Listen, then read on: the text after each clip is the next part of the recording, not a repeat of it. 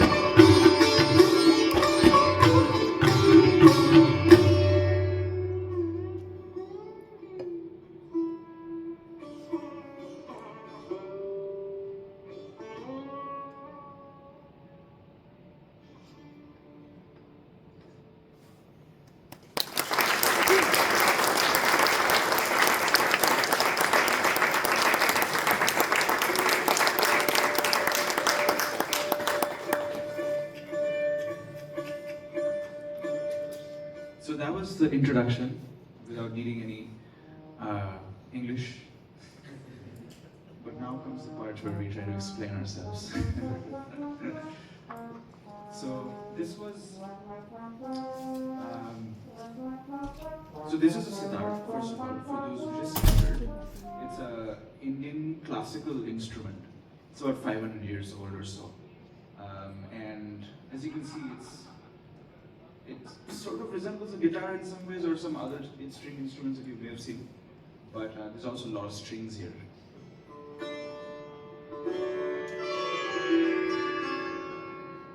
So it's a beautiful instrument because one of the very magical features about this instrument is that even though there's so many strings on it, I'm mostly just playing like one string, right, to create melody, right?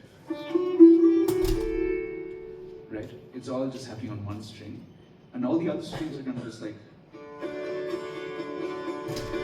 right? It kind of gives you that sense of like, oh, there's something happening, or it's almost like breathing. You know, when you're breathing, we're not really thinking about it. It becomes it's very involuntary, right? And so all the other strings are kind of like that, where you're just kind of playing melody, but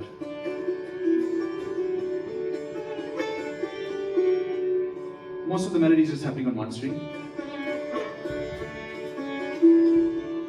And all the other strings are just kind of functioning as like, you know, fillers, or just kind of breathing. And the ones that are underneath, what they do is, I'm not playing them physically as such, you know, when I'm actually playing. But what they do is that they resonate along with what I'm playing on the main string, which is this. So you hear that shimmering sound at the end? That's produced by the strings. That particular part. So if you mute that, then you won't hear that very, very dull sound. Not as interesting anymore.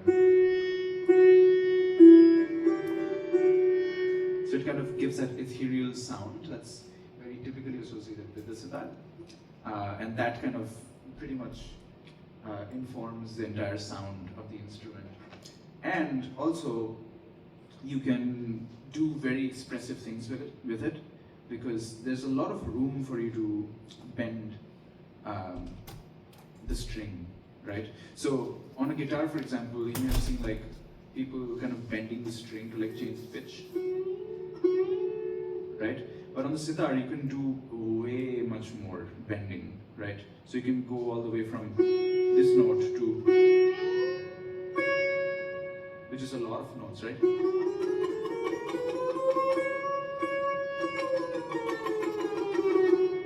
Right? And that kind of gives you the chance to do whatever you really want with it.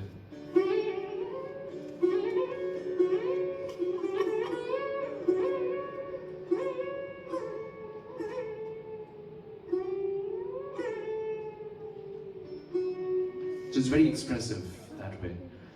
And you can do that from any fret, pretty much, right?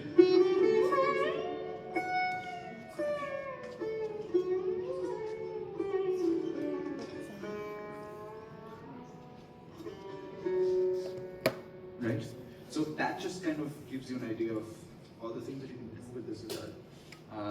And the music that we play is from the northern parts of India. It's called Hindustani classical music is what we play. And so, just like, you know, for those who are sort of acquainted with how the Western music system works, there's scales and, there's a lot of scales that you sort of base your music around, right? So the equivalent of that in the Indian system would be what we call a raga, right? And the raga forms the basis for the melodies that we do, right? So the thing that we played just now, you would have noticed that it didn't shift too much from like the mood that it was trying to evoke, right? It kind of stayed in this territory.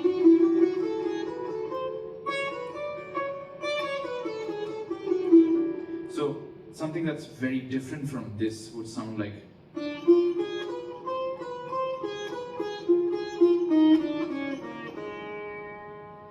that's a very different set of notes, right? And it instantly changes the mood. So in Indian music, a raga is just a melodic framework, right? So imagine having, say, 7 notes. You choose 7 notes from the given 12 notes that you have, right? Even in this system, there's 12 notes, just like in the Western system, there's 12 notes. And then we pick and choose from those 12 notes, and say we choose 7 notes, right?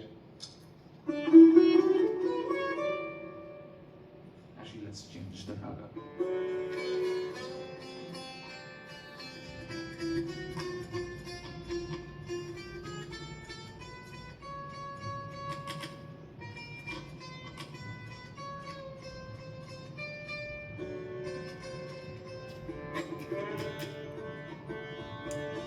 So this is a different raga than I just played, and it has these notes.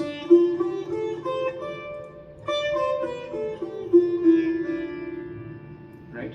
So, for example, the changes that I made were, I switched from this particular note to this, I changed from to that, right? So it instantly changes the mood of what I'm playing. So a raga gives you that just, you know, a certain selection of notes. Right? In this case, it's going to be.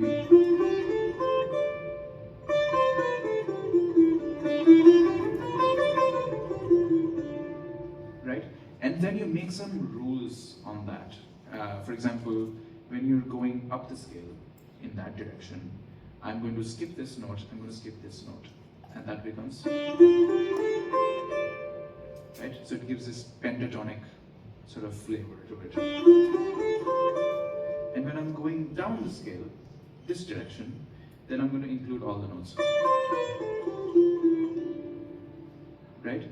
And then, based on certain ways you play those notes, or like certain phrases that you play, that's what really determines or brings out the essence of the raga. Right? So this raga is called Bhimbalasi. Not going into like super details, but like, it has sort of this character, so you'll see recurring phrases throughout.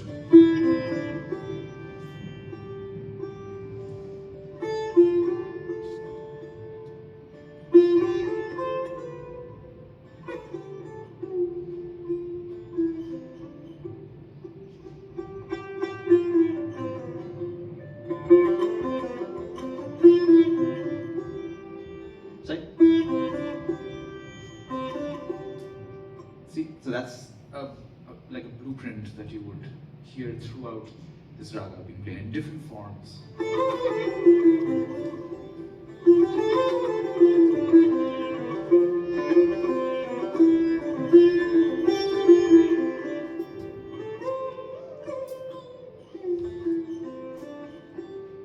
Right? And just like that, there are a few other phrases that you would play. So there are different parts of the performance that you would do. And the first part usually is where you're kind of introducing these notes and the phrases and trying to bring out the character of the raga, right? It's like when you're introducing a friend of yours to some other friends of yours, right? How do you describe them? Oh, he loves pizza. He eats too much pizza. You should probably cut down on his pizza. Or things like that. He sleeps too late, or goes to sleep too late. He excels at math or something. You know, it's all these features, right? Just like that. Just like a human has a personality with different character features like traits, a raga also has like its own traits. So you kind of introduce that just through one instrument first, and then the tabla comes in, which gives the rhythmic part of things. Sure. Thanks, Nesh, for the explanation of the raga. Hello, myself Sultan Sur. So you see this instrument, tabla, so it's obviously, you have heard us play first the introduction of the raga, which Snesh did on the sitar, and then I joined in a rhythmic cycle, right? Now, if I draw a comparison with the rhythmic cycle of Indian classical music with the Western type signatures, so it's like if I give the example of the Teen Tal, which we played at a later stage of our performance, it was going faster. So Teen Tal, you can consider 4 measures of 4/4, right? So if you consider 4 measures of 4/4 in Western, right, and on the Teen Tal, it goes da din din da da din din da da din din da da din din da da. So this cycle continues, right? That's exactly what I was playing.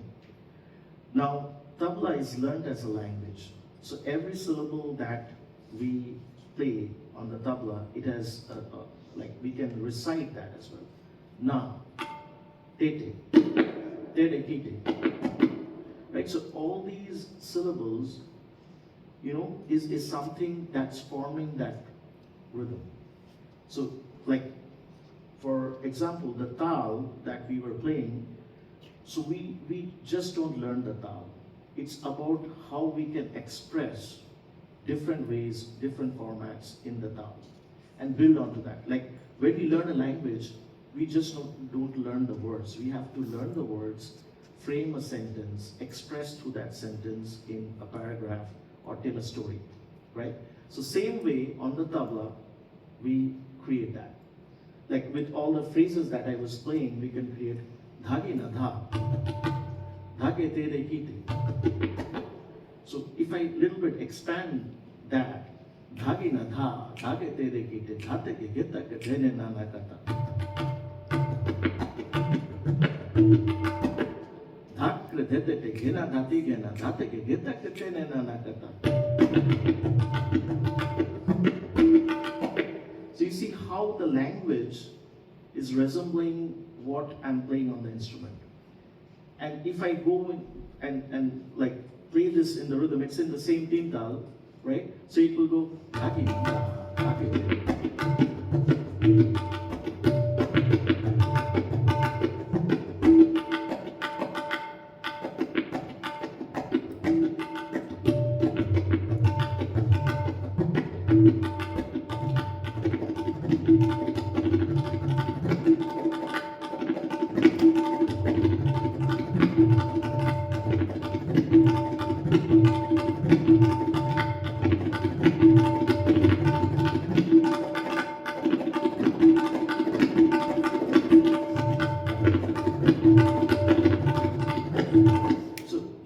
It's building on top of, like, I'm trying to expand with variations and trying to tell a story. Like, if we go on building this, probably it's going to take about an hour to create, like, the rhythmic story of this tal, right? So we start really slow. Like, this tabla can be played as a solo instrument as well, with giving you all the flavors of the rag.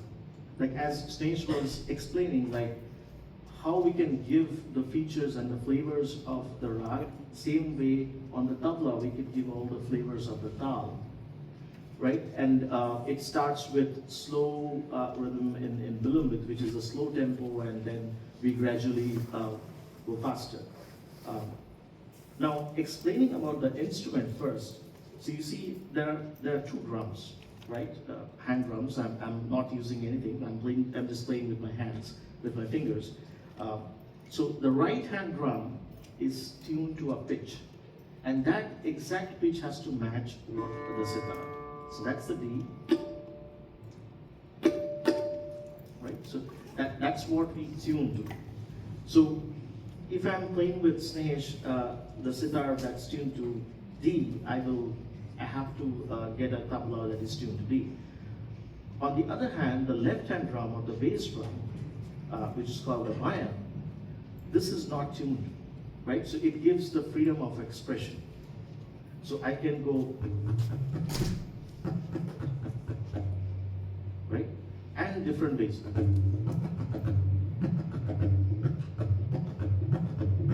So all these kinds of expression can be brought in from this left hand drum. And that's actually what we bring in, like, in tandem with the sitar. It's kind of a communication going between the two instruments. And this conversation is what, like, it's an improvised conversation that happens in that structured format of the rag and the tal. So we keep that structure, like he will follow the structure of those notes that he just explained, revolving around those notes to create that essence. And same way, I'll be revolving around that tal to create the variations. And we all are basically trying to communicate and converse.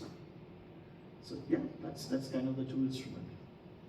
Yeah, and then how we come together is through compositions, right? Mhm. And so the time cycle, the rhythm cycle that you mentioned, Teen Tal, right, which was like din, din, da, din. So 1, 2, 3, 4, 5, 6, 7, 8, 9, 10, 13, 14, 15, 16, right? So it kind of loops around all the time. And there's an emphasis on the first beat, Yeah. right? Which forms our home. So we do improvisations, and whatever we do, our main objective is to Come back to sort of come back to that first beat, right? Yeah. So let's take that idea and we'll just give a short Yeah. demonstration of how like composition works, right? Yeah. So in this music, a composition is, think of any melody or any song that you have, right? It's a fixed melody, right? So just like that, we have a fixed melody that we play based on that rhythm cycle. And once we kind of play that a little bit, we can expand upon that and do a lot of improvisation. And that's where like we're just kind of winging it and improvising and spontaneously doing back and forths. But the whole idea is that if you just do that without any grounding, then you just kind of just go crazy and there's no kind of anchor to pull you back. So you always need that one, the first beat of that cycle, right? And that is both our references. So once we are satisfied with our expression and improvisation, we are always hearing out for that first beat and we coincide with that first beat. And then there's an aha moment, usually. It's like, ooh, we made it back. And sometimes it doesn't happen, and that's also okay. So, for example, oh, cool.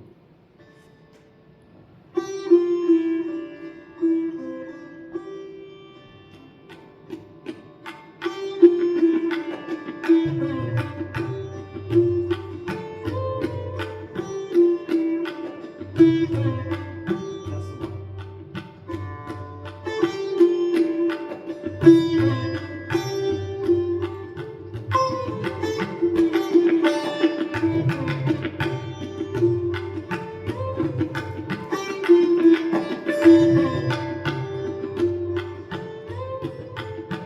Right? So composition is just something as simple as 3 phrases, right? That's one phrase. That's your second phrase. And then that's your third phrase. You put them together, do the math, and you'll have a composition that's based on a cycle of 16 beats. Right?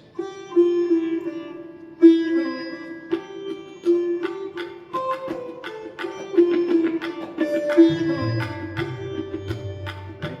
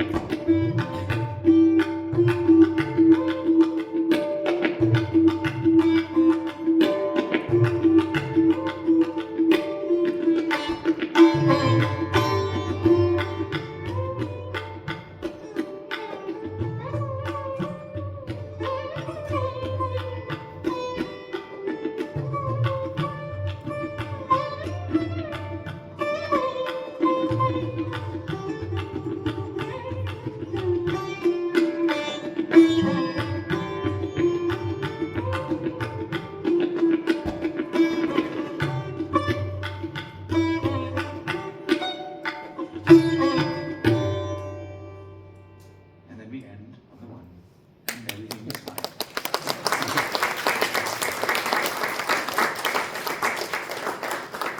So I hope so this is like a, like a crash course, pretty much, not even a crash course probably.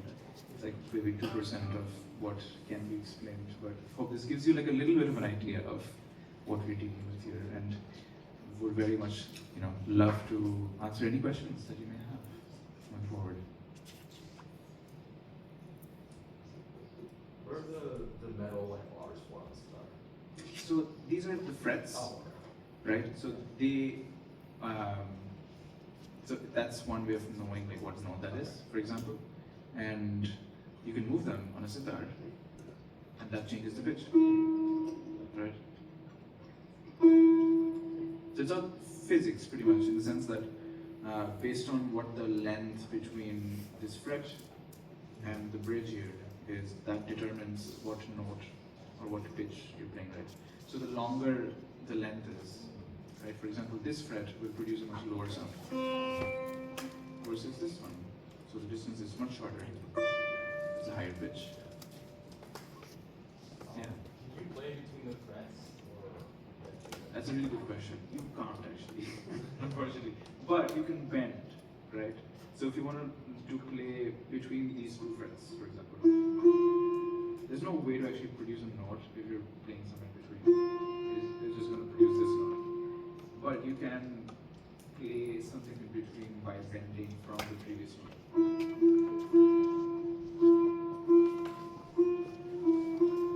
So there's another instrument in Indian classical music called sarod, which is like, if you know what a fretless bass is, right? So it doesn't have any, like a bass guitar, for example, has like similar frets like sitar does, but a fretless bass doesn't have any of these like metal bars, right? So it's kind of just like one piece of metal, right, that you can slide your finger around, and that kind of gives you the flexibility to play whatever you want to do, right? So you're not bound by these metal frets as such. So it just depends on what instrument you're playing. All right, I gotta pop in here. We gotta do the Bollywood strings before the end of the hour. So this is a group that played a tune that works really well with tabla and sitar. So we did it for the first time about 45 minutes ago. And so this will be how we'll end our demonstration. And they're doing this at State Solo Ensemble on Saturday.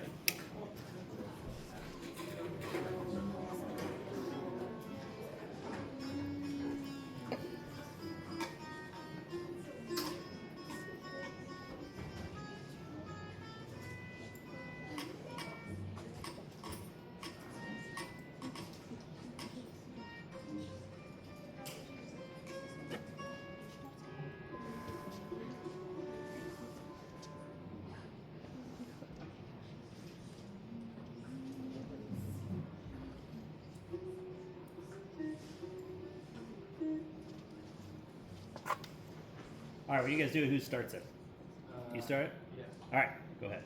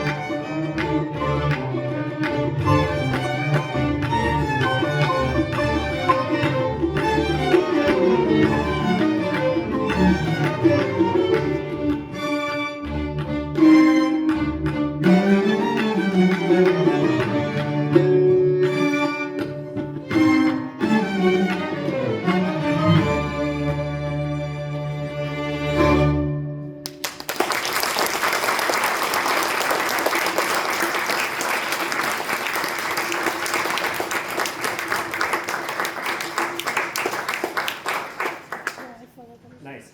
Can you guys play it one more time for the ninth graders, beginning of next hour, and then you go to class? Oh, yes. Is that cool?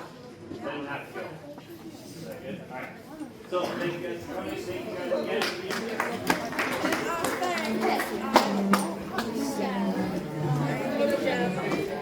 Should I get a break?